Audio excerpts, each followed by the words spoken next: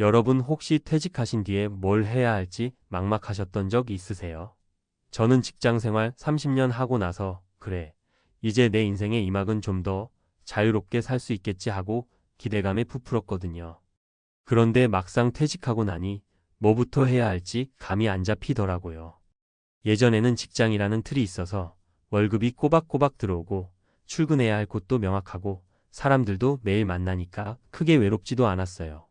근데 퇴직 후엔 하루하루가 눈앞에 훅 펼쳐지는데 자유로운 동시에 막막하달까요? 특히 퇴직금 가지고 무슨 사업을 해볼까? 개인 택시 한번 해볼까? 이런 생각들 저도 하고 주변에서도 많이 하더라고요. 저 역시 개인 택시를 시작했는데 결과적으로 1년도 못 버티고 폐업하게 됐습니다. 지금 생각해보면 내가 그때 왜 그랬지? 싶은 후회도 있지만 그 경험 통해서 제가 깨달은 것도 정말 많아요. 오늘은 그 이야기를 한번 나눠보려고 해요. 퇴직 후 개인 택시를 고민 중이시거나 혹은 다른 창업 아이템을 알아보시는 분들에게 조금이나마 도움이 되었으면 좋겠습니다. 1. 새로운 길을 찾는 과정에서의 혼란. 제가 직장 다닐 때만 해도 열심히 일해서 퇴직금 받고 노후엔 뭘 좀 해봐야지 라는 막연한 생각이 있었어요. 근데 막상 퇴직을 하고 나니까 스스로에게 던지는 질문들이 엄청 많아지는 거예요. 내가 진짜 좋아하는 게 뭐야? 어떤 일을 해야 보람이 있을까? 가족들은 내가 뭘 하기를 바랄까?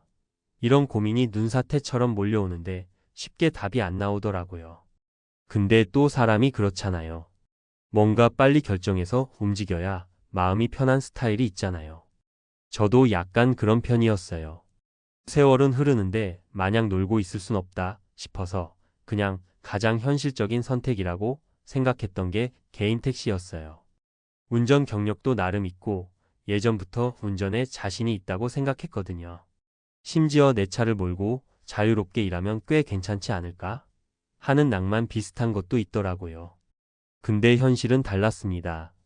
제가 1년 만에 폐업까지 가게 된 데에는 여러 이유가 있었는데 결론부터 말씀드리면 생각보다 수익이 잘 안 났고 몸도 힘들었고 무엇보다 심리적인 스트레스가 컸어요. 내가 다시 일해서 돈을 벌어야 하는 상황이라는 게 뭔가 자존심도 상하고 동시에 압박감도 상당히 심하더라고요. 그럼에도 불구하고 막상 해보지 않으면 영영 모르는 거니까 제 얘기가 조금이라도 도움이 되길 바라는 마음으로 솔직하게 말씀드릴게요. 2. 개인 택시 폐업까지 가게 된 이유. 1. 수익 구조에 대한 착각. 제가 처음에 개인 택시를 알아볼 때 주변 기사님들한테 하루에 12시간 정도 하면 그래도 이 정도 벌어 하는 얘기를 들었어요. 금액만 듣고 괜찮다 싶었죠.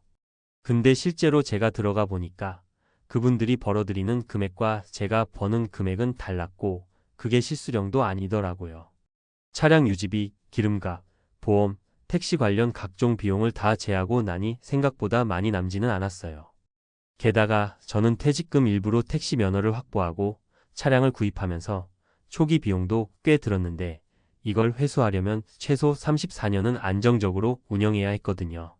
근데 단순히 계산기 두드려 보면서 하루에 얼마씩 벌어서 쭉 하면 이익 나오겠지 했던 생각이 막상 현장에 나가니 그렇게 만만치가 않았어요.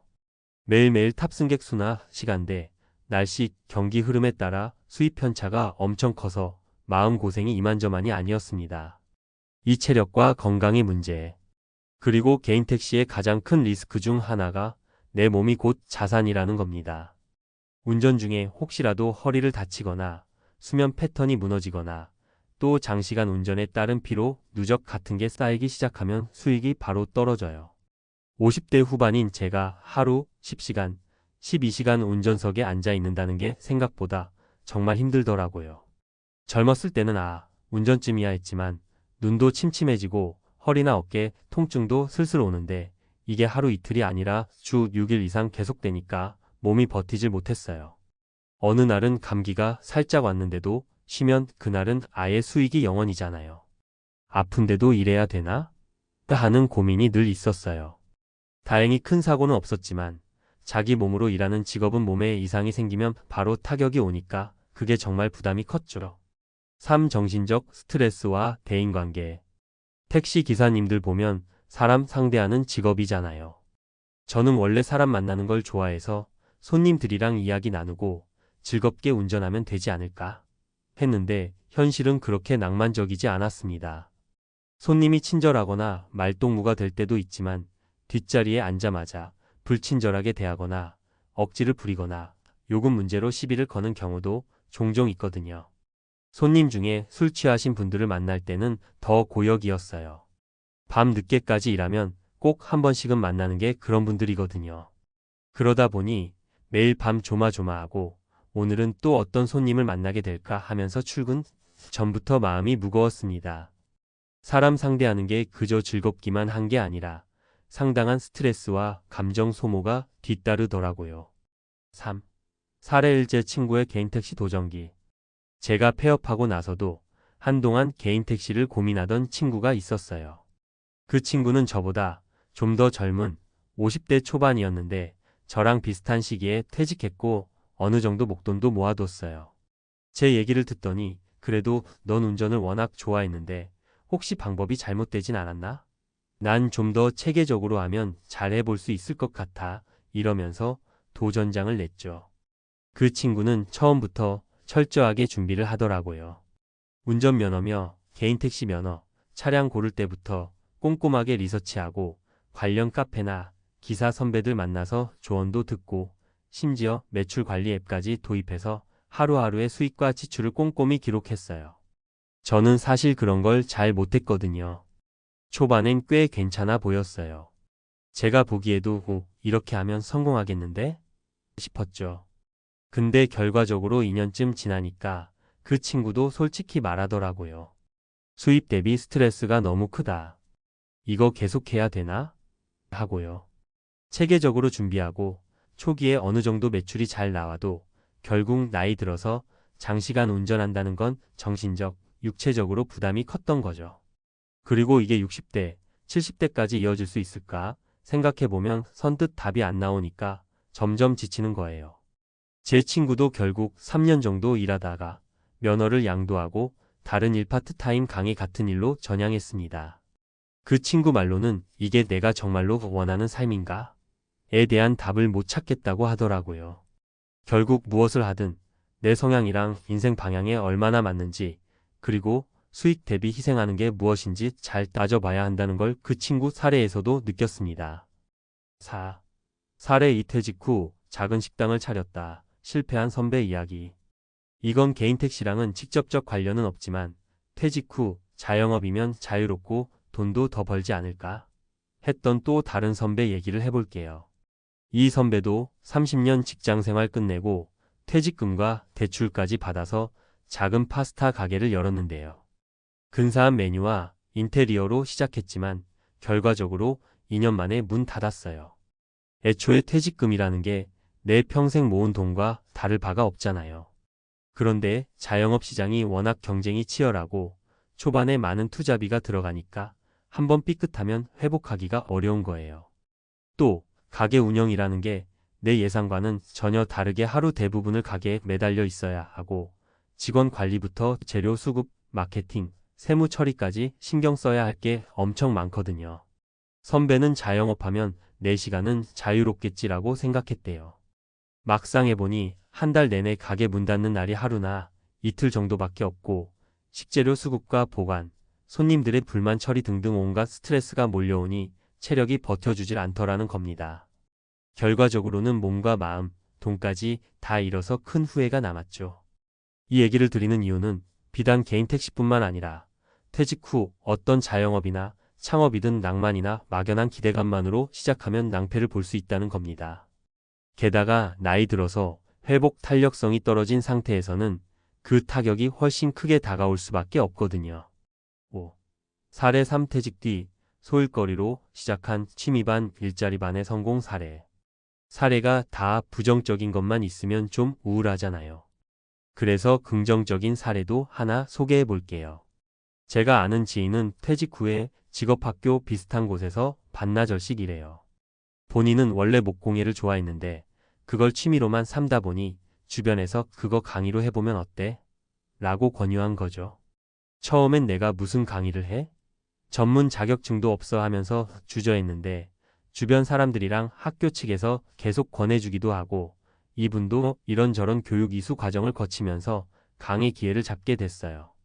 처음에는 소일거리 정도로 생각했는데 듣던 분들이 꽤 만족해하고 여기서 소개가 또 이어져서 주말에도 소규모 클래스를 여는 식으로 확장이 됐습니다. 이분이 하는 얘기가 욕심을 덜 내니까 오히려 즐겁고 오래 할 수 있다 해요.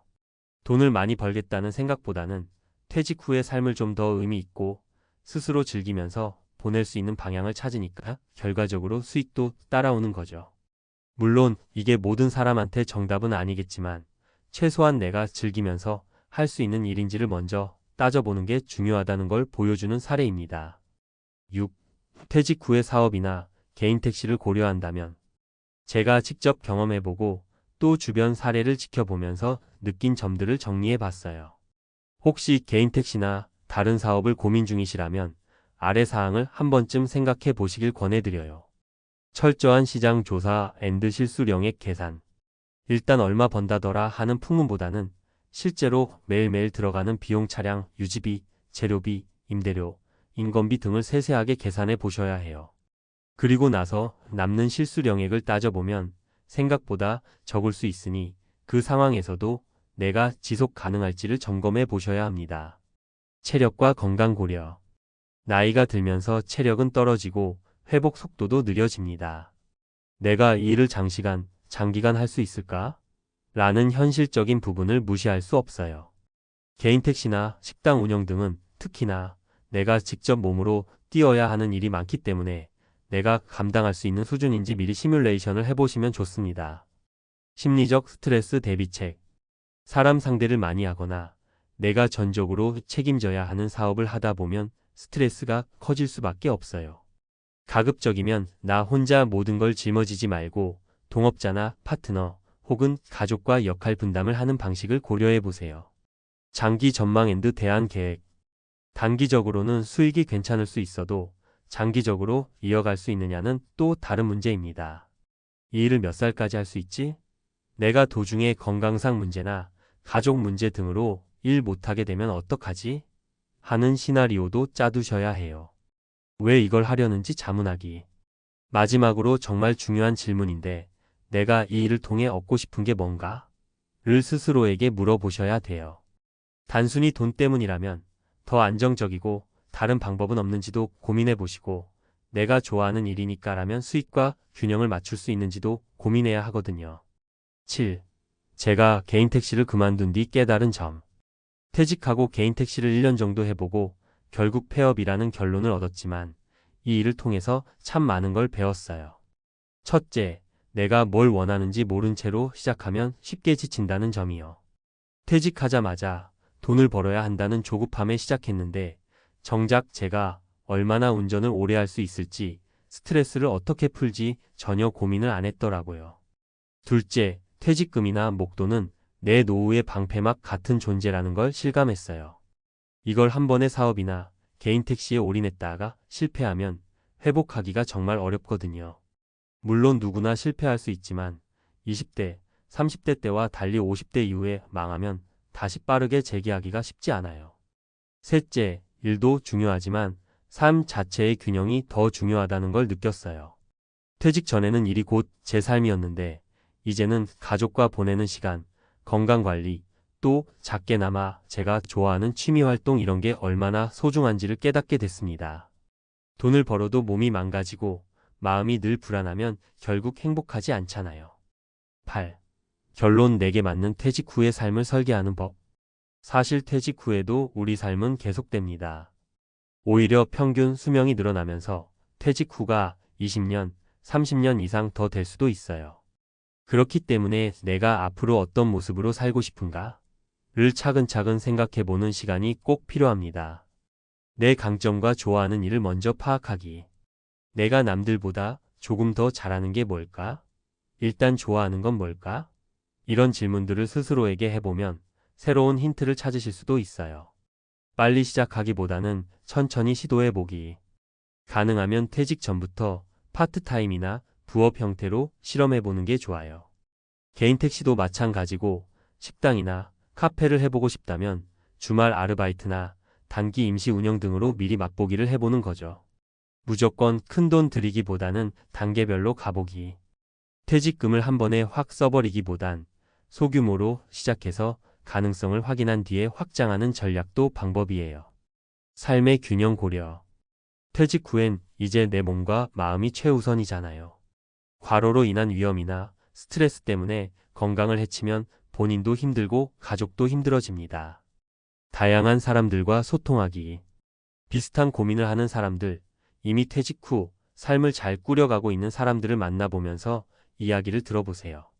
나만의 고민이라고 생각했는데 비슷한 상황인 사람들이 생각보다 많고 또 그분들한테서 아이디어나 조언을 얻을 수도 있어요. 맺은 말. 퇴직 후 개인 택시가 답일까? 라는 질문에 제가 단언컨대 정답도 오답도 아닐 수 있어요. 어떤 분에게는 개인 택시가 오히려 잘 맞아서 성공적으로 운영하시는 분도 분명히 계실 겁니다. 하지만 제 경험상 혹은 주변에서 본 사례상 섣불리 이게 대박이다 식으로 뛰어드는 건 위험하다는 걸 말씀드리고 싶습니다.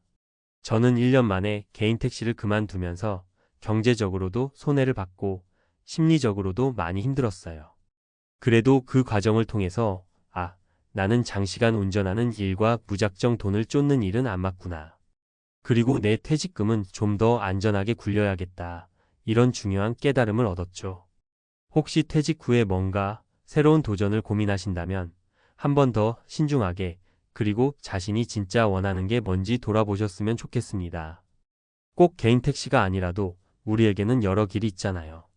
길게 보면 건강하고 행복하게 살아가는 방법이 최우선이지 얼마를 벌 수 있나만이 전부는 아니니까요. 부디 여러분께 제가 겪은 실패담이 작은 참고가 되길 바랍니다. 제가 다시는 아무것도 하지 마세요. 라고 말하고 싶은 건 절대 아니에요. 저 역시 또 다른 도전을 준비하고 있고 뭔가 재미있는 일을 찾으려고 노력 중이거든요. 다만 준비 없이 뛰어들지는 않을 겁니다. 또 제 취미와 삶의 방향, 가족과의 관계 등을 종합적으로 고려해서 한 발씩 나아가려고요. 오늘 제 이야기가 퇴직 후 인생의 2막, 3막을 고민하시는 분들께 조금이나마 도움이 되길 바랍니다. 너무 조급해하지 말고 단단하게 천천히 준비하세요. 그리고 무엇보다 건강과 행복, 두 마리 토끼를 다 놓치지 않는 퇴직 후 라이프를 설계하시길 진심으로 응원합니다. 나는 55세에 은퇴할 거야. 퇴직금도 있고 연금도 나오니까 괜찮겠지? 대부분의 직장인들이 한 번쯤은 이런 생각을 해봤을 거야. 하지만 현실은 어떨까? 막상 은퇴하고 나면 예상했던 것보다 돈이 훨씬 더 많이 들어가. 처음에는 나도 쉬엄쉬엄 일하면서 살아야지라고 생각하지만 몸도 마음도 쉽게 따라주지 않아. 문제는 여기서 끝이 아니야. 생각보다 오래 살게 되고 물가는 계속 오르고 의료비도 점점 커지는데 정작 고정 수입은 줄어들거나 사라지는 경우가 많아. 그러면 도대체 은퇴 후엔 얼마가 필요할까? 대기업에서 30년 넘게 일하고 퇴직한 55세 박 부장은 6억 원을 가지고 은퇴를 시작했어. 그런데 5년 만에 그 돈이 반토막이 났다고 해. 대체 무슨 일이 있었던 걸까? 은퇴 후 6억 없으면 왜 생존이 불가능할까? 많은 사람들이 착각하는 게 있어. 퇴직 후엔 돈이 많이 안 들겠지? 집도 있고 애들도 다 키웠으니까 괜찮겠지? 연금 나오면 어떻게든 되겠지? 하지만 현실은 다르다. 여기서 은퇴 후 생각보다 돈이 더 많이 드는 3가지 이유를 짚어볼게. 1. 의료비 폭탄. 건강하면 돈 안 든다. 는 착각. 박 부장은 은퇴 후 건강만 유지하면 돈 걱정은 덜하겠지라고 생각했어. 하지만 현실은 달랐어.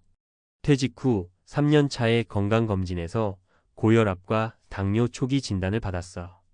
처음엔 대수롭지 않게 여겼는데 약값과 병원비가 점점 늘어나더니 정기검진, 물리치료, 비급여, 검사까지 포함하면 한 달에 50만 원 이상이 깨지더라고. 게다가 나이가 들수록 병원 갈 일이 많아져. 퇴직 후 건강보험료도 급격히 오르는데 직장 다닐 때는 회사가 절반을 부담했지만 이제는 100% 자비 부담이야. 박 부장은 예상보다 훨씬 많은 돈이 건강에 들어가고 있다는 걸 깨달았어. 현실 체크. 60대 이후 의료비 평균 연간 500만 원 이상. 건강보험료, 비급여 검사비, 약값 등 지속적인 지출. 갑작스러운 질병이나 수술로 수천만 원이 깨질 수 있음.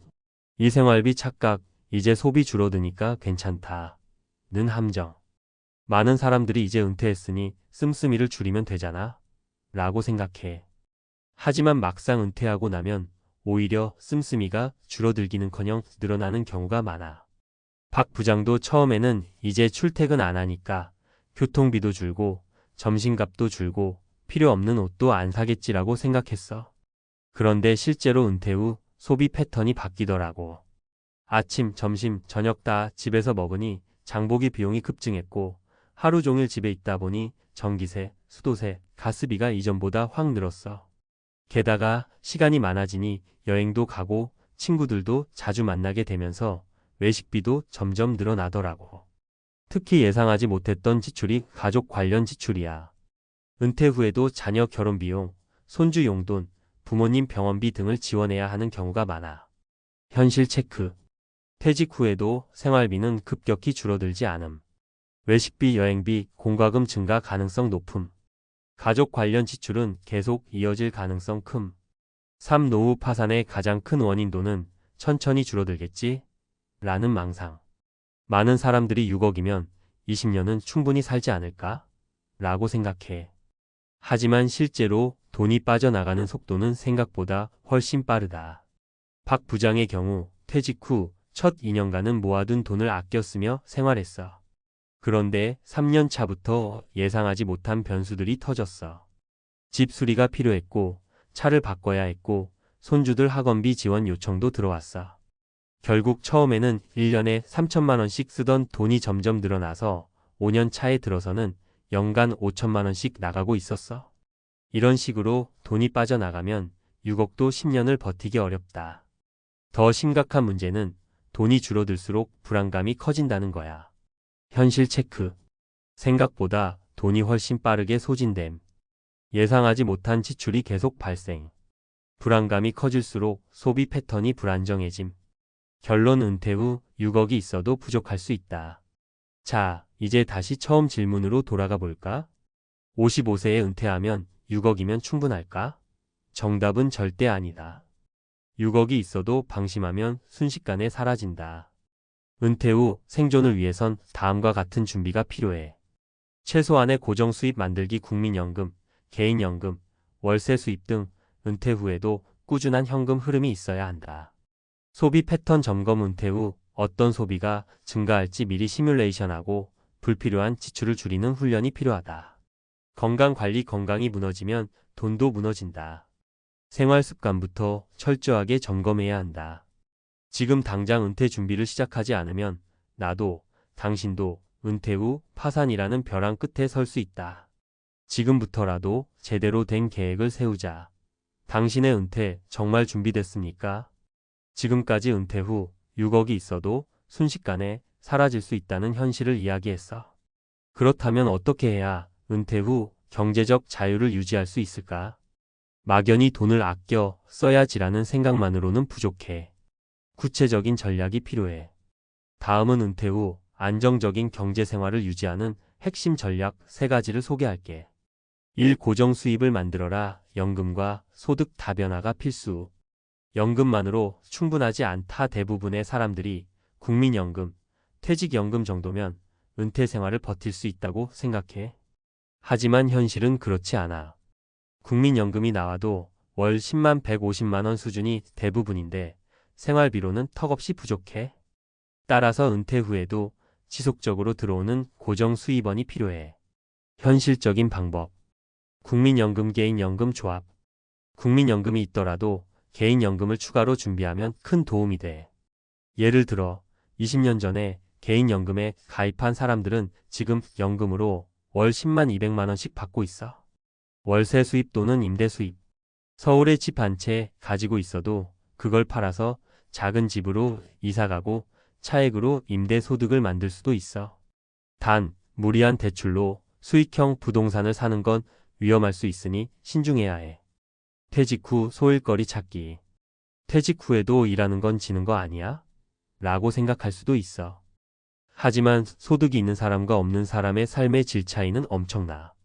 은퇴 후에도 프리랜서나 컨설팅, 강의, 블로그 수익, 유튜브 등으로 소득을 만들 수 있어. 한 가지 소득원에 의존하면 위험하다. 최소한 23가지 소득원을 만들어야 한다. 이 소비를 의도적으로 줄여라. 돈을 쓰는 방식을 바꿔야 한다. 은퇴 후 가장 쉽게 빠지는 함정이 바로 이 정도는 써도 되겠지? 라는 생각이야. 특히 생활비가 예상보다 많이 드는 이유는 자기도 모르게 늘어난 감정 소비 때문이야. 퇴직했으니 한 번쯤 호화로운 여행 가도 되겠지? 이제 사람들 만나야 하니까 점심값은 좀 써야지. 나도 한 번쯤 좋은 차 타보고 싶었어. 이렇게 생각하다 보면 은퇴 후 5년 안에 돈이 바닥날 수도 있어. 그렇다면 어떻게 해야 할까? 현실적인 방법. 소비 패턴 점검하기. 한 달 동안 지출 내역을 꼼꼼히 기록해보면 생각보다 불필요한 지출이 많다는 걸 알게 될 거야.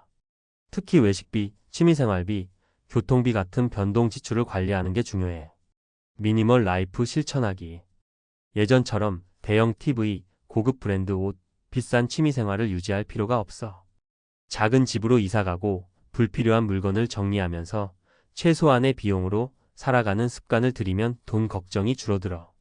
현금 흐름에 맞춰 지출을 조정하기. 은퇴 후에는 수입이 일정하지 않을 수 있어.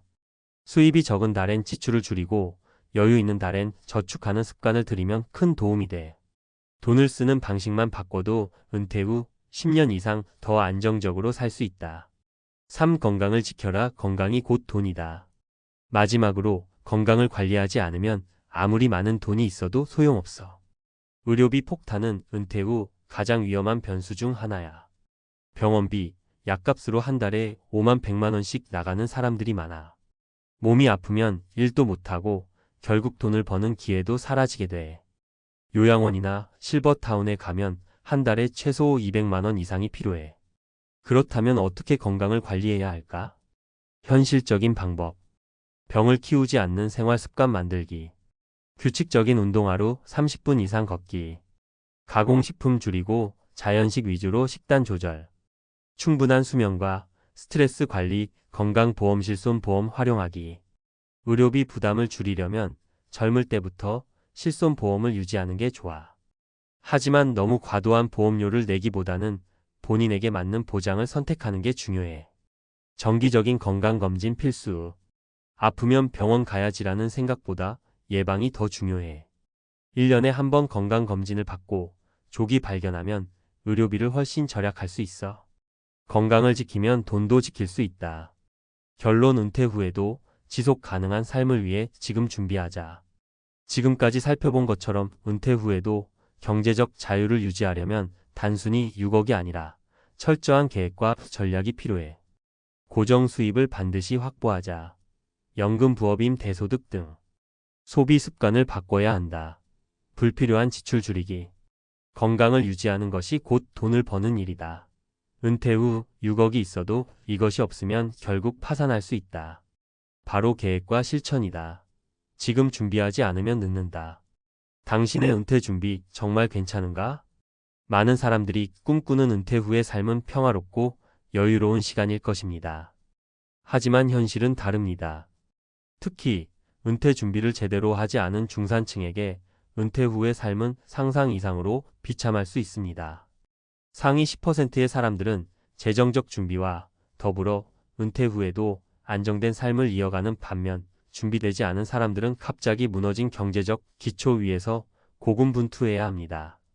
은퇴를 앞두고 나이가 들수록 그때는 괜찮겠지라는 생각으로 미뤄왔던 재정적 준비가 결국 돌이킬 수 없는 추락으로 이어질 수 있습니다.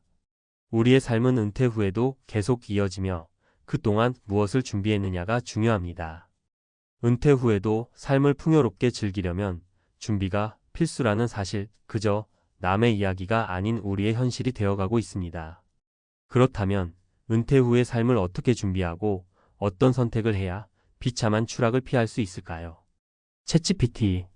상위 10%의 은퇴와 중산층의 비참한 추락, 그 숨겨진 진실.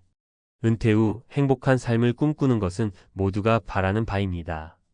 하지만 많은 사람들이 은퇴 준비를 미루거나 부족하게 하면서 은퇴 후의 삶은 상상과는 달리 참담한 현실을 맞이하기도 합니다. 상위 10%의 사람들은 여전히 안정된 경제적 기초 위에서 여유로운 삶을 이어가지만 중산층은 그 반대의 상황에 처하게 됩니다. 과연 그 숨겨진 진실은 무엇일까요? 은퇴 후의 삶을 준비하지 않고 그냥 지나가 버린다면 그 대가는 생각보다 크고 돌이킬 수 없습니다. 우리 중 대부분은 은퇴 후 자녀들의 경제적 독립과 더불어 나만의 삶을 살아가기를 꿈꿉니다. 하지만 중산층이라면 그 꿈을 이루기가 쉽지 않습니다. 특히 사회적 안정망이나 재정적 여유가 부족한 상황에서 은퇴를 맞이하면 삶의 질이 급격히 떨어질 수 있습니다. 이 글에서는 은퇴 후의 비참한 현실과 그에 대한 준비가 왜 중요한지, 그리고 이를 어떻게 준비할 수 있는지에 대해 이야기하고자 합니다. 이 과정에서 은퇴 후 고군분투하며 어려움을 겪었던 3명의 사례를 통해 그 진실을 살펴보겠습니다. 사례 1. 정년퇴직 후 소득이 끊긴 50대 중반의 김씨. 김씨는 대기업에서 30년을 근무하며 안정된 직장 생활을 했습니다. 그는 그동안 은퇴를 준비한다고 생각했지만 막상 은퇴를 하게 되자 모든 것이 달라졌습니다. 자녀들은 독립하고 배우자는 일을 하지 않으며 김씨의 소득은 끊기고 말았습니다. 은퇴 전에 자주 여행을 떠나고 고급 레스토랑에서 외식을 하며 여유로운 생활을 하던 김씨는 갑자기 경제적 압박을 느끼게 되었습니다. 김씨는 그동안 매달 나가는 급여에 의존해왔기 때문에 은퇴 후에는 그 수입을 대신할 어떤 것도 준비해두지 않았습니다. 결국 김씨는 계속해서 저축을 끌어쓰고 결국 몇 년 안에 재정적으로 매우 힘든 상황에 처하게 되었습니다. 그의 경우 은퇴 후 준비가 부족한 탓에 경제적 어려움을 겪고 그와 동시에 삶의 질도 급격히 떨어졌습니다. 김씨처럼 은퇴를 준비하지 않으면 어느 날 갑자기 모든 것이 바닥을 칠 수 있다는 사실을 명심해야 합니다. 은퇴 후의 삶은 언제든지 우리를 덫에 빠뜨릴 수 있습니다. 사례 2. 부동산에만 의존했던 박 씨의 참담한 은퇴. 박 씨는 40대 중반부터 부동산 투자에 집중하며 부자 되기의 꿈을 키워왔습니다. 매달 급여 외에도 부동산 투자로 나름의 수익을 얻으며 은퇴 후에는 안정적인 생활을 할 수 있을 거라고 생각했습니다. 하지만 예상치 못한 경제 불안과 부동산 시장의 침체로 그의 계획은 순식간에 물거품이 되었습니다. 박 씨는 은퇴 준비를 부동산에만 의존했기 때문에 부동산 시장의 변동성을 고려하지 않았습니다. 결국 은퇴를 하자마자 재정적 여유가 사라졌고 매달 고정적인 소득이 없는 상황에서 생활이 어려워졌습니다. 심지어 그가 구입했던 부동산은 급격히 가치가 하락하면서 예전처럼 수익을 창출할 수 없었습니다. 박 씨의 경우처럼 부동산이나 특정 자산에만 의존한 은퇴 준비는 매우 위험할 수 있습니다. 시장의 변화나 예기치 못한 경제 상황에 따라 우리가 생각한 은퇴 계획은 쉽게 무너질 수 있습니다. 다양한 투자 방법과 안정적인 재정 관리를 통해 은퇴를 준비하는 것이 필수적입니다. 사례 3. 나이 들어서야 깨달은 은퇴 준비의 중요성 최 씨의 이야기. 최 씨는 50대 초반까지 은퇴에 대해 크게 고민하지 않았습니다. 그는 은퇴를 단지 앞으로의 여유로운 시간 정도로만 생각했고 그만큼 준비를 소홀히 했습니다. 하지만 어느 날 갑자기 건강 문제로 직장을 떠나야 하는 상황이 발생했습니다. 그동안 매일 열심히 일하고 급여에만 의존했던 그는 직장 생활이 끝나면서 현실적인 충격을 받았습니다. 그의 건강 문제는 예상보다 심각했지만 가장 큰 문제는 은퇴 후 재정적 준비가 전혀 없다는 사실이었습니다. 최 씨는 은퇴 후에도 계속해서 일을 해야 할 상황에 놓이게 되었습니다. 건강 상태가 좋지 않아서 전일제로 일을 할 수 없었고 자영업을 시작하려 해도 초기 비용과 리스크가 만만치 않았습니다. 최 씨처럼 많은 사람들이 은퇴를 준비하면서 그저 돈을 조금 모으면 될 것이라고 생각합니다. 하지만 은퇴 후의 생활은 단순히 돈만으로 해결되지 않습니다. 건강, 여가, 사회적 관계 등 다양한 요소들이 고려되어야 합니다. 최 씨의 사례처럼 건강이 급격히 나빠질 경우 은퇴 후 삶의 질이 급격히 떨어질 수 있다는 점을 명심해야 합니다. 왜 은퇴 준비가 중요한가? 이러한 사례들을 통해 은퇴 준비의 중요성을 절실히 느낄 수 있습니다. 특히 은퇴를 준비하는 나이가 점점 늦어질수록 상황은 더 악화될 수 있습니다.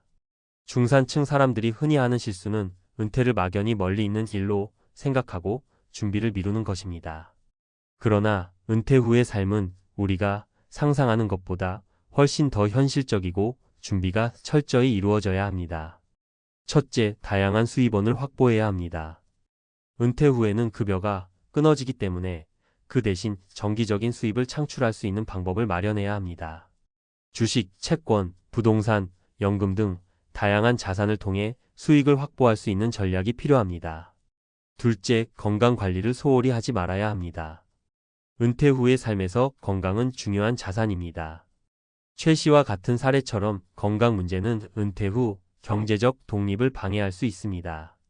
따라서 일찍부터 규칙적인 운동과 건강 관리를 통해 은퇴 후에도 즐거운 생활을 할 수 있도록 준비해야 합니다. 셋째, 정신적인 준비가 필요합니다. 은퇴 후에는 시간이 많아지면서 사회적 활동이 줄어들 수 있습니다. 그렇기 때문에 정신적, 정서적 준비가 중요합니다. 은퇴 후에는 자신만의 취미나 활동을 통해 삶의 만족도를 높이는 것이 필요합니다. 결론, 은퇴 후 삶의 질을 높이기 위한 준비. 상위 10%의 사람들과 중산층 사람들의 은퇴 후 삶의 차이는 분명합니다. 상위 10%는 안정된 경제적 기반과 함께 즐거운 은퇴 생활을 하고 있지만 준비가 부족한 중산층은 은퇴 후에도 고생하게 되는 경우가 많습니다. 중요한 것은 은퇴가 다가왔을 때 그때 준비하면 되겠지라는 생각을 버리고 지금부터 차근차근 준비하는 것입니다. 은행이나 보험사, 증권사에만 의존하는 것이 아니라 다양한 자산을 분산하여 은퇴 후에도 안정된 삶을 유지할 수 있는 방법을 찾아야 합니다. 또한 건강과 정신적인 준비도 철저히 해야 합니다. 이러한 준비가 제대로 이루어진다면 은퇴 후에도 평화롭고 여유로운 삶을 이어갈 수 있을 것입니다. 인생의 마지막 부분을 어떻게 보낼지에 대한 준비가 바로 현재의 선택에 달려 있다는 사실을 명심하세요. 준비된 은퇴는 비참한 추락을 막고 행복한 노후를 맞이할 수 있는 길이 됩니다. 전문가 칼럼, 은퇴 후 후회하지 않으려면 준비는 지금부터 시작해야 한다. 나이가 들면 저절로 준비가 될 것이다. 많은 사람들이 은퇴를 마주하며 이렇게 생각하곤 합니다. 은퇴는 먼 미래의 일이라 자신이 언제 은퇴를 하게 될지 알 수 없고 그때가 되어 준비를 하면 될 거라고 생각하는 것이죠. 하지만 현실은 다릅니다. 은퇴를 준비하지 않으면 그때 가서 후회하는 경우가 많고 그 후에는 돌이킬 수 없다는 점에서 매우 중요합니다. 은퇴 후 내가 너무 늦었나? 라는 생각을 하게 되지 않으려면 지금부터 준비하는 것이 중요합니다. 전문가로서 제가 오늘 여러분께 이야기하고 싶은 것은 바로 이 점입니다. 은퇴 후 후회하지 않으려면 무엇을 어떻게 준비해야 할지 지금부터 함께 고민해 보겠습니다. 1. 은퇴 준비가 늦어졌다는 느낌을 받는 순간. 여러분, 은퇴 후에 가장 중요한 것은 안정적인 수입원을 유지하는 것입니다. 하지만 그 수입원이 없는 상태에서 은퇴 후의 삶을 맞이하는 것만큼 비참한 일은 없습니다. 자, 이제 여러분의 상황을 한번 돌아보세요. 만약 지금 은퇴를 하게 되면 생활비는 어떻게 마련하실 계획인가요? 여기서 한 가지 사례를 들어볼게요. 김진호 씨는 50대 중반에 접어든 회사원입니다. 그는 젊은 시절 은퇴를 준비한다고 생각하며 직장에서 일을 열심히 해왔습니다. 그는 주식과 부동산 투자로 노후 자금을 마련하고 있다고 믿었죠. 하지만 예상치 못한 경제 불황과 부동산 시장 침체로 그는 곤란한 상황에 처하게 되었습니다. 예전처럼 자산이 상승하지 않으니 그의 은퇴 준비는 순식간에 무너지고 말았죠. 김 씨의 경우처럼 불확실한 경제 상황에서 자신이 가진 자산이나 투자만으로 은퇴를 준비하는 것은 위험할 수 있습니다.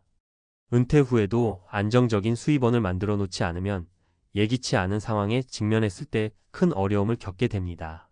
2. 은퇴 후의 재정적 독립, 그 첫걸음은 다양한 수입원 만들기. 은퇴 후 재정적 안정성을 유지하기 위한 첫 번째 단계는 바로 다양한 수입원을 확보하는 것입니다. 은퇴 준비를 한다는 것은 결국 더 이상 일하지 않아도 되는 상황을 만드는 것입니다. 하지만 많은 사람들이 은퇴 후에도 수입이 끊기지 않도록 하기 위해 다양한 수입원을 마련하는 데 소홀히 합니다. 예를 들어 박철수 씨는 60대 중반에 은퇴 후에도 꾸준한 소득을 얻고 있습니다. 그는 은퇴 전에 미리 준비한 주식 배당금과 연금 수령액을 통해 매달 안정적인 수입을 얻고 있죠. 그뿐만 아니라 박 씨는 은퇴 후에도 관심 있는 분야에서 소규모 온라인 강의를 진행하고 있어 소소하지만 꾸준한 추가 수입을 얻고 있습니다. 박 씨처럼 은퇴 후에도 다양한 수입원은 중요한 역할을 합니다. 이는 단지 금융 자산에 의존하지 않고 더 나아가 취미나 관심사를 통해 추가적인 수입을 얻을 수 있는 방법이 될 수 있습니다.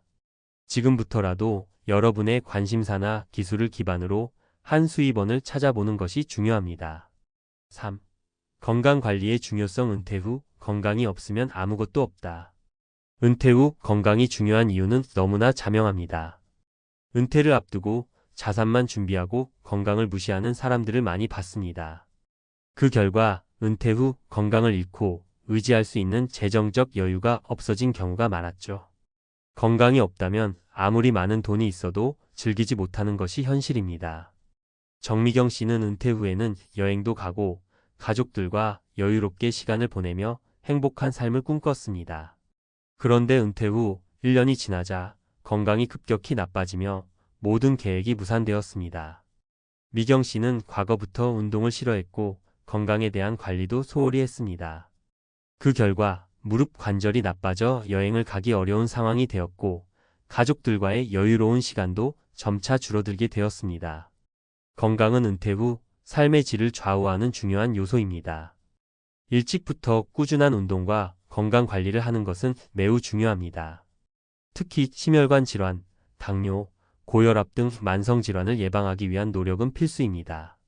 또한 정신적으로 건강을 유지하는 것도 중요합니다.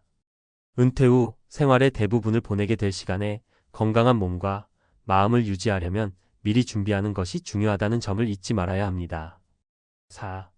정신적 준비도 중요하다. 은퇴 후 내가 무엇을 할 것인가에 대한 고민. 은퇴 후에 무슨 일을 해야 할까? 은퇴 후 가장 많이 하는 고민 중 하나입니다.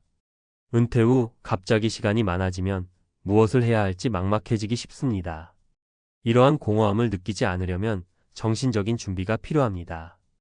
김영희 씨는 은퇴 후의 삶을 준비하면서 가장 중요하게 생각한 것은 바로 자신의 취미를 찾는 것이었습니다. 김 씨는 음악을 좋아했지만 직장 생활로 인해 그동안 제대로 시간을 낼 수 없었습니다. 은퇴 후 그녀는 음악을 다시 시작하며 자원봉사 활동도 병행하였습니다. 덕분에 김 씨는 은퇴 후에도 의미 있는 시간을 보내며 삶의 만족도를 높일 수 있었습니다. 정신적 준비는 그만큼 중요합니다. 은퇴 후에는 시간이 많아지므로 그 시간을 어떻게 보낼지에 대한 고민을 미리 해두는 것이 필요합니다. 취미를 찾고 사회적 관계를 유지하며 나만의 의미 있는 일을 만들어 나가는 것이 은퇴 후에도 활기찬 삶을 유지하는 방법입니다. 5. 은퇴 준비는 생활비 절약부터 시작하자. 마지막으로 은퇴 후 생활비를 절약하는 방법을 고려해야 합니다. 은퇴 후에는 일정한 소득이 줄어들기 때문에 생활비를 어떻게 효율적으로 관리할 것인지에 대한 고민이 필요합니다. 생활비 절약은 은퇴 후 여유 있는 삶을 위한 첫걸음입니다. 이재훈 씨는 은퇴 후 매달의 고정 지출을 줄이기 위해 모든 비용을 면밀히 분석했습니다. 그는 주거비, 교통비, 식비 등을 절감할 수 있는 방법을 찾아내고 그 돈을 은퇴 자금으로 보탰습니다. 또한 적절한 보험 가입을 통해 예상치 못한 의료비를 대비했죠. 이 씨의 경우처럼 철저한 생활비 관리와 계획적인 지출 절약은 은퇴 후에도 여유로운 삶을 만들어주는 핵심 요소입니다. 결론. 은퇴 후에 비참한 현실을 피하는 방법. 은퇴 후 비참한 현실을 피하려면 지금부터 준비를 시작해야 합니다. 다양한 수입원을 확보하고 건강을 관리하며 정신적 준비를 하는 것, 그리고 생활비를 절약하는 방법까지. 은퇴 후의 삶을 충실하고 행복하게 만들기 위한 준비는 미리 시작해야 할 중요한 일입니다. 내가 지금 준비하고 있는 걸까? 라는 질문을 자신에게 던져보세요. 그리고 그 준비가 부족하다면 지금이라도 그 준비를 시작하십시오. 은퇴는 언제나 다가옵니다. 하지만 그 후 어떤 삶을 살게 될지는 우리가 어떻게 준비하느냐에 달려 있습니다. 준비된 은퇴는 후회 없는 노후를 보장할 것입니다. 퇴직 3년 전, 이것만 안 하면 당신의 노후는 끝장납니다. 꼭 확인해야 할 7가지 필수 점검. 퇴직을 3년 남기고 많은 사람들이 이제 좀 쉬어도 되지 않을까? 하고 생각하곤 합니다. 그러나 안타깝게도 퇴직 후의 삶이 기대만큼 평온하지 않은 이유는 바로 준비의 부재에서 비롯됩니다. 사실 퇴직 3년 전은 마지막으로 체크하고 점검해야 할 중요한 시기입니다. 미리 알지 못하면 놓치기 쉬운 7가지 필수 점검 사항을 지금부터 알아보겠습니다. 1. 재정 상태 점검. 목표는 있지만 현실이 없다. 우리가 가장 먼저 해야 할 것은 현재의 재정 상태를 정확히 파악하는 것입니다. 직장에서 받는 급여가 어느 순간 끊기게 되면 이제는 다른 수입원을 찾거나 준비해야 합니다. 퇴직 3년 전이라면 아직 여유가 남아있다고 방심하는 경우가 많습니다. 그러나 이 시점이 바로 현실적인 준비를 끝마쳐야 할 때입니다. 예를 들어 한 직장인은 퇴직 1년 전에야 재정 점검을 하며 자산 현황을 살펴보았는데 연금을 제외한 저축이 너무 부족하다는 사실을 깨닫고 큰 충격을 받았습니다. 이처럼 늦기 전에 재정 상태를 철저히 점검해야만 앞으로의 삶을 위한 대비책을 세울 수 있습니다. 2. 건강 상태 점검. 노후를 망치는 병, 지금부터 준비해야. 퇴직을 앞두고 건강 점검을 소홀히 하는 사람들도 많습니다. 퇴직 이후 건강이 급격히 악화되는 이유 중 하나는 직장 생활에서 느꼈던 스트레스가 사라지면서 몸이 풀어지는 것입니다. 한 예로 55세의 김 씨는 퇴직 직전 건강검진에서 고혈압과 당뇨가 있다는 진단을 받았고 이후 이를 방치하다 보니 퇴직 후 1년 만에 합병증까지 발생했습니다. 건강이 뒷받침되지 않으면 아무리 많은 재정 자산이 있어도 소용이 없습니다. 이 시기에 건강검진을 철저히 받고 필요시 체질 개선을 통해 노후 건강을 준비하는 것이 중요합니다. 3. 연금 및 보험 점검. 연금만 믿고 퇴직? 그건 오산입니다. 많은 사람들이 연금이 충분할 것이라고 믿고 퇴직을 맞이하지만 현실은 그렇지 않습니다. 통계에 따르면 연금 수령액이 기대 이하로 적어 곤란을 겪는 사례가 많습니다. 한 공무원 출신의 이 씨는 퇴직 전 연금만으로 노후 생활이 가능할 거라 생각했지만 퇴직 후 실제 생활비를 맞춰보니 턱없이 부족하다는 걸 깨달았습니다. 퇴직 3년 전에는 연금과 각종 보험 상품들을 재점검하고 부족한 부분을 메울 방법을 찾아야 합니다. 4. 경력 및 스킬 점검. 일을 해야 하는가, 안 해야 하는가? 퇴직 후에 완전한 은퇴를 목표로 하는 사람도 있지만 현실적으로 경제활동을 계속해야 하는 경우도 많습니다. 중요한 건 퇴직 후에도 할 수 있는 새로운 스킬을 미리 준비해두는 것입니다. 예를 들어 57세의 박 씨는 직장에서의 오랜 경력을 기반으로 컨설팅 업무를 준비했지만 시장 수요가 줄어들면서 큰 실망을 느꼈습니다. 이에 반해 미리부터 새로운 기술을 배워놓았던 다른 동료는 퇴직 후 전혀 다른 분야에서 새로운 커리어를 시작해 성공할 수 있었습니다. 따라서 퇴직을 앞두고 자신의 스킬을 재점검하고 필요한 교육을 받는 것이 필요합니다. 5. 관계 점검. 퇴직 후에 누가 당신과 함께 할까요? 퇴직 후 가장 중요한 것 중 하나는 바로 인간관계입니다. 많은 사람들이 직장 동료와의 관계가 전부라고 생각하다가 퇴직 후 고립감을 느끼는 경우가 많습니다. 예를 들어 직장 생활만을 해오던 한 남성은 퇴직 후 갑자기 모든 인간관계가 끊어져 우울증을 겪었습니다.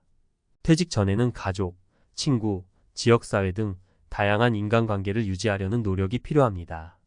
그래야만 퇴직 후에도 외롭지 않고 건강한 마음을 유지할 수 있습니다. 6.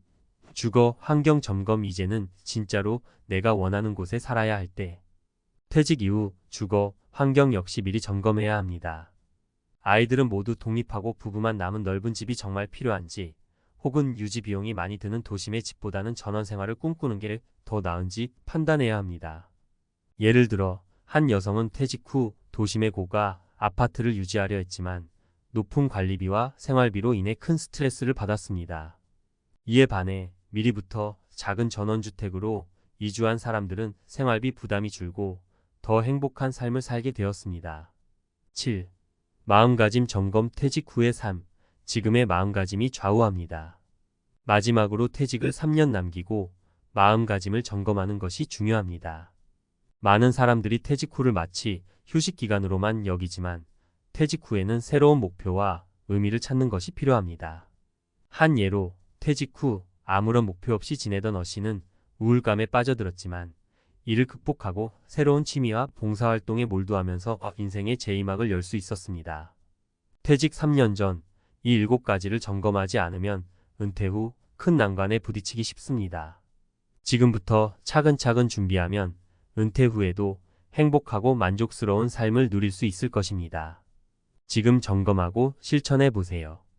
퇴직 3년 전 점검해야 할 7가지 사항에 대해 이야기를 나누었습니다. 이제 이 내용을 바탕으로 전문가 칼럼 형태로 깊이 있게 다뤄보겠습니다. 퇴직을 준비하는 시점에서 왜 이런 점검이 필요한지, 각 요소가 어떤 의미를 가지는지 살펴보겠습니다. 퇴직 3년 전, 지금 점검하지 않으면 노후는 큰일 납니다. 많은 사람들이 퇴직 3년 전쯤 되면 이제 좀 쉬어야지라는 생각을 하기 시작합니다. 한평생 열심히 달려왔으니 이제는 누려도 된다고 믿는 거죠. 그런데 중요한 것은 이때야말로 마지막 점검을 통해 큰 그림을 완성해야 하는 때입니다. 제대로 점검하지 않으면 퇴직 후 생각지도 못한 현실의 벽에 부딪히기 쉽습니다. 퇴직 전 마지막 3년은 단순히 일에서 벗어나는 시간이 아닙니다. 오히려 앞으로의 30년 또는 그 이상을 준비해야 하는 중요한 시기죠. 그래서 오늘은 퇴직을 앞둔 당신이 점검해야 할 필수 사항들을 전문가의 시각에서 다시 한번 정리해 보겠습니다. 1. 재정 상태 점검. 현실을 정확히 보는 시각이 필요하다. 우리가 가장 먼저 점검해야 할 것은 재정 상태입니다. 퇴직 후 경제적 자립을 위한 준비가 얼마나 되어 있는지 냉정하게 살펴봐야 합니다. 사람들은 종종 자신이 예상하는 수익과 실제 필요한 생활비를 동일하게 생각하는 경향이 있습니다. 하지만 현실은 그렇지 않죠. 은퇴 후 경제적으로 어려움을 겪는 많은 사례를 보면 대부분이 정확한 재정 점검 없이 퇴직을 맞이한 경우입니다. 제 가까운 친구인 김 씨는 퇴직을 앞두고 자신의 연금 수령액이 충분하다고 생각했지만 실제로 퇴직 후 생활비를 맞춰보니 예상보다 턱없이 부족하다는 걸 깨달았습니다. 그 결과 퇴직 이후에도 계속 일을 해야 하는 상황에 놓였고 그로 인해 스트레스가 많아졌습니다. 이처럼 현실적인 숫자와 데이터를 토대로 충분한 저축과 수입원을 마련하는 것이 무엇보다 중요합니다. 2. 건강 상태 점검. 정신과 육체를 동시에 준비해야 한다. 건강이 뒷받침되지 않으면 퇴직 후의 시간은 고통의 연속이 될 수 있습니다. 여기서 중요한 건 단순히 병을 예방하는 것을 넘어 정기적인 건강 체크를 통해 변화에 빠르게 대처하는 자세입니다. 퇴직 후에는 많은 사람들이 자신이 아직 건강하다고 생각하지만 직장 생활 동안 축적된 피로와 스트레스가 한꺼번에 터져 나오는 경우가 많습니다. 실제로 한 기업 임원이었던 박 씨는 퇴직 후 이제야 스트레스로부터 해방이다 라며 방심했지만 이내 당뇨와 고혈압으로 고생하게 됐습니다. 건강 관리를 위해 퇴직 전 미리부터 생활 습관을 바꾸고 체질 개선을 준비해야 하는 이유가 여기에 있습니다. 이제는 단순히 건강을 유지하는 것을 넘어 노년을 위한 건강 설계가 필요한 때입니다. 3. 연금 및 보험 점검. 연금이 전부는 아니다. 연금은 은퇴 이후 삶을 지탱해주는 중요한 기둥 중 하나입니다. 하지만 여기서 간과해서는 안 될 부분이 있습니다. 연금 수령액이 은퇴 후 모든 비용을 충당할 수 있다는 환상에서 벗어나야 한다는 점이죠. 많은 이들이 연금을 통해 안정적인 삶을 꿈꾸지만 실제로는 예상보다 적은 연금 수령액에 크게 당황하게 됩니다. 특히 공무원 연금을 기대했던 한 퇴직자는 연금 수령 이후 생활비를 맞춰보니 생각했던 것보다 훨씬 부족해 큰 충격을 받았습니다. 이처럼 연금만으로 모든 걸 해결하려는 생각에서 벗어나 추가적인 보험 상품이나 투자 수단을 마련해 두는 것이 현명한 선택입니다. 4. 경력 및 스킬 점검. 일을 계속할 준비가 되어 있는가? 퇴직 후 완전한 은퇴를 목표로 하더라도 급변하는 경제 상황 속에서 자신의 경력과 스킬을 점검해 볼 필요가 있습니다. 실제로 많은 사람들이 퇴직 이후에도 경제 활동을 계속해야 하는 현실에 놓입니다. 그러다 보니 새로운 분야에서의 기회나 자기 개발의 필요성이 커지죠. 예를 들어 제 아는 선배 중 한 명은 30년 동안 쌓아온 경력을 믿고 퇴직 후 컨설팅 업무를 준비했지만 급변하는 시장 상황에 적응하지 못해 많은 어려움을 겪었습니다. 반면 또 다른 동료는 미리 새로운 기술과 자격증을 준비해 두어 퇴직 후에도 새로운 커리어를 성공적으로 시작할 수 있었습니다. 이는 퇴직 전 자신의 경력을 냉정하게 되돌아보고 필요한 교육과 변화를 준비하는 것이 얼마나 중요한지를 보여주는 사례입니다. 5. 관계 점검. 혼자서는 행복할 수 없다. 퇴직 이후 인간관계의 변화는 매우 큰 영향을 미칩니다. 직장 내 인간관계에 집중해온 사람들이 퇴직 후 겪는 가장 큰 어려움 중 하나는 갑작스러운 고립감입니다. 직장 동료들과의 관계가 끊어지면서 가족이나 지역 사회와의 연결고리가 약해진다면 고독감이 찾아오기 쉽습니다.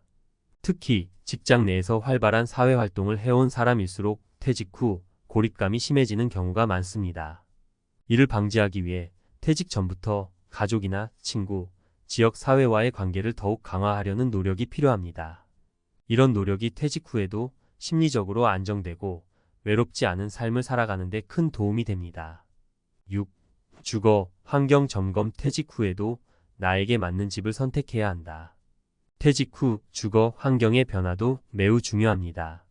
큰 집에서 자녀들과 함께 지내던 시절이 지나고 이제는 부부만 남게 되었다면 주거 환경에 대한 재고가 필요합니다. 넓은 집이 정말 필요한지 혹은 유지 비용이 많이 드는 도심의 집에서 전원생활로 전환하는 것이 더 나은 선택일 수 있습니다. 한 예로 퇴직 후 도심 아파트에서 살던 한 남성은 높은 관리비와 생활비 때문에 큰 스트레스를 받았습니다. 반면 미리부터 작은 전원주택으로 이사한 또 다른 가족은 생활비가 줄고 더 나은 환경 속에서 행복한 노후를 보낼 수 있었습니다. 자신에게 맞는 주거 환경을 선택하는 것이 퇴직 후 삶의 질을 크게 좌우할 수 있습니다. 7. 마음가짐 점검. 퇴직 후의 삶, 새로운 의미를 찾아야 한다. 마지막으로 퇴직을 앞두고 마음가짐을 점검하는 것은 매우 중요한 일입니다. 많은 사람들이 퇴직 후를 단순한 휴식 시간으로 생각하지만 퇴직 이후에는 새로운 목표와 의미를 찾아야 합니다. 그렇지 않으면 무기력함과 우울감에 빠질 수 있습니다. 한 사례로 퇴직 후 아무런 목표 없이 지내던 어 씨는 우울증을 겪었지만 이후 새로운 취미와 봉사활동에 몰두하면서 인생의 제2막을 성공적으로 열 수 있었습니다. 퇴직은 끝이 아니라 새로운 시작이라는 인식을 가지고 퇴직 이후의 목표와 의미를 찾아가는 노력이 필요합니다. 퇴직 3년 전은 노후를 준비하는 마지막 기회라고 할 수 있습니다. 이번 칼럼을 통해 언급한 7가지 필수 점검 사항을 미리 준비하고 실천한다면 퇴직 후에도 안정적이고 만족스러운 삶을 누릴 수 있을 것입니다. 막연한 기대가 아닌 구체적인 준비로 성공적인 퇴직을 맞이하시길 바랍니다.